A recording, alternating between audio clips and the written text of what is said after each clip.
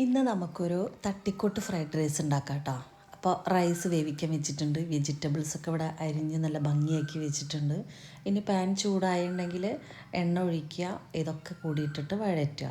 ഇതിൽ തട്ടിക്കൂട്ടിൻ്റെ ഒന്നാമത്തെ കാര്യം ഇത് വെളിച്ചെണ്ണയാണ് ഒഴിക്കുന്നത്. കാരണം ഞാൻ ഇവിടെ വെളിച്ചെണ്ണ മാത്രമാണ് ഉപയോഗിക്കാറുള്ളത്. പക്ഷേ നമ്മൾക്ക് ഇങ്ങനെയുള്ള സാധനങ്ങളൊക്കെ ഉണ്ടാക്കുമ്പോൾ ഒലീവ് ഓയിലോ അല്ലെങ്കിൽ പാം ഓയിലോ സൺഫ്ലവർ ഓയിലോ ഒക്കെയാണ് നല്ലത്. പക്ഷേ ഞാൻ വെളിച്ചെണ്ണ ഉണ്ടായിരുന്നുള്ളതുകൊണ്ട് വെളിച്ചെണ്ണയാണ് ഒഴിച്ചത്. അങ്ങനെ വെജിറ്റബിൾസൊക്കെ ഇട്ടു.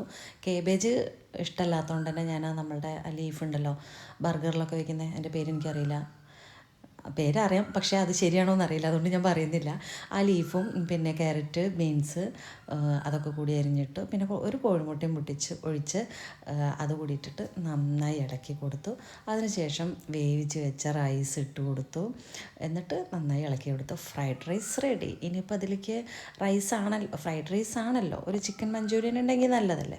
അപ്പോൾ കുറച്ച് സവാളയും പച്ചമുളകൊക്കെ കൂടി വഴറ്റി ഞാൻ കുറച്ച് മുൻപ് കുറച്ച് ക്യാപ്സിക്കം എടുത്തപ്പോൾ കൂടിപ്പോയത് ഫ്രീസറിൽ വെച്ചിരുന്നു കേട്ടോ.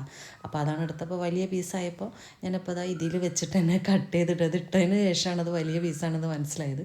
ഇതുകൊണ്ടൊക്കെയാണ് തട്ടിക്കൂട്ട് ഫ്രൈഡ് റൈസ് എന്നൊക്കെ പറഞ്ഞത്. അത് കഴിഞ്ഞിട്ട് നമ്മൾ സോസൊക്കെ ഒഴിച്ചു കൊടുക്കുക. നിർബന്ധിച്ച് വിളിക്കണം, എന്നാലേ സോസ് വരുള്ളൂ. അങ്ങനെ ആവശ്യത്തിന് സോസും പിന്നെ കുറച്ച് കുരുമുളക് പൊടിയും ഒക്കെ ഇട്ടിട്ട് അതൊന്ന് വഴന്ന് വരുമ്പോൾ നമ്മൾ ഫ്രൈ ചെയ്ത സാധാ വറുത്ത് വെച്ച ചിക്കനാണ്, കോൺഫ്ലവറും മൈദയൊന്നും ചേർത്തിട്ടില്ല, അത് അതിലേക്ക് ഇട്ട് കൊടുക്കുക. റെഡി.